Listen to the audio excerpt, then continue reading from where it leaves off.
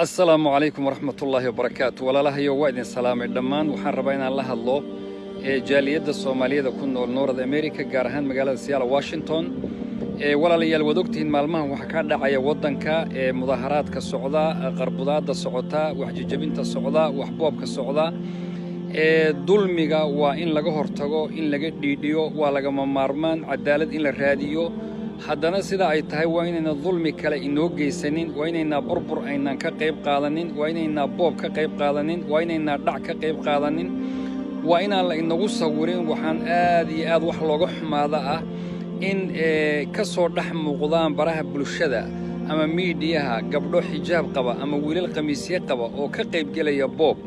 arrintaasi waa dhaawac weyn bay inagu tahay calaamad aad iyo aad u foolxun oo ina kortay weeye waxaan rabnaa in laga qayb qaato xaaqida iyo hagaajinta iyo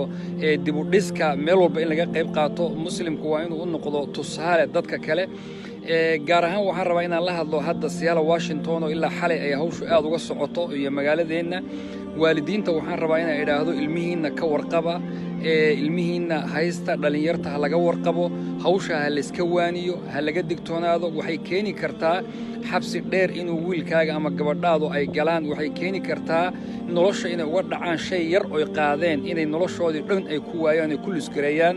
waxaan waa la iskaga daba tagi doonaa miidiyuhu ma tagaayo waa laga warqabayaa waana la raadin ama ha dheeraatay ama ha dhowaatay waxaan rabaa inaan walaalayaal hawsha ka digtoonaano oo aan sawir dambe inagu dhicin insha Allah jazaakumullahu khayr barakallahu fiik assalamu alaykum